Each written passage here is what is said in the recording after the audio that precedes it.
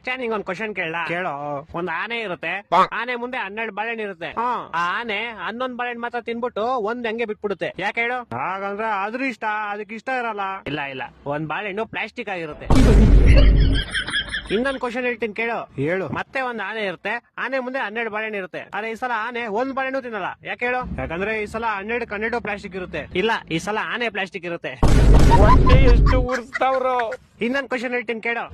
ಈ ಸಲ ಆನೆನೂ ರಿಯಲ್ ಇರುತ್ತೆ, 12 ಬಾಳೆಹಣ್ಣು ರಿಯಲ್ ಇರುತ್ತೆ. ಆದ್ರೂ ಆನೆ ಒಂದ್ ಬಾಳೆಹಣ್ಣು ತಿನ್ನಲ್ಲ. ಯಾಕೆ ಹೇಳು? ಯಾಕಂದ್ರೆ ಅದಕ್ಕೆ ಇಷ್ಟ ಇರಲ್ಲ.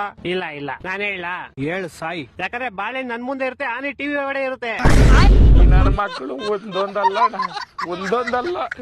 ಇನ್ನೊಂದ್ ಹೇಳ್ತೀನಿ ಕೇಳು. ಈ ಸಲ ಆನೆನೂ ರಿಯಲ್, ಬಾಳೆಹಣ್ಣು ರಿಯಲ್, 2 ಟಿವಿ ಒಳಗಡೆನೆ ಇರುತ್ತೆ. ಆದ್ರೂ ಆನೆ ಬಾಳೆಹಣ್ಣು ತಿನ್ನಲ್ಲ. ಯಾಕೆ ಹೇಳು? ನಾನ್ ಹೇಳ್ತೀನಿ ಕೇಳು. ಯಾಕಂದ್ರೆ 2 ಬೇರೆ ಬೇರೆ ಚಾನೆಲ್ ಅಲ್ಲಿ ಇರುತ್ತೆ. ಕರ್ನಾಟಕ ಜನತೆ ಈ ಲೋಪರ್ ನನ್ನ ಮಕ್ಕಳಕ ನೀವೇ ಕಲ್ಸ್ಬೇಕಪ್ಪ, ಬುದ್ಧಿ ನೀವೇ ಕಲ್ಸ್ಬೇಕು. ಅಚ್ಚ ಇನ್ನೊಂದು ಫೈನಲ್ ಕೇಳಲಿ.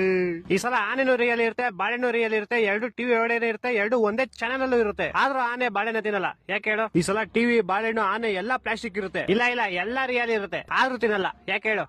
ಗೊತ್ತಿಲ್ಲ, ಹೇಳ್ಬಿಡಪ್ಪ ನೀನೆ. ಆಯ್ತು, ಹೇಳ್ಬಿಡ್ಲಾ? ಸಾಯಿ. ಯಾಕಂದ್ರೆ ಈ ಸಲ ಟಿವಿ ಆಫ್ ಆಗಿರುತ್ತೆ. ಮಕ್ಕಳು 3 ಬಿಟ್ಟು ಇಟ್ಬಿಟ್ಟವ್ರಣ್ಣ. ಮಾನ ಮರ್ಯಾದೆ ಏನೂ ಇಲ್ಲ.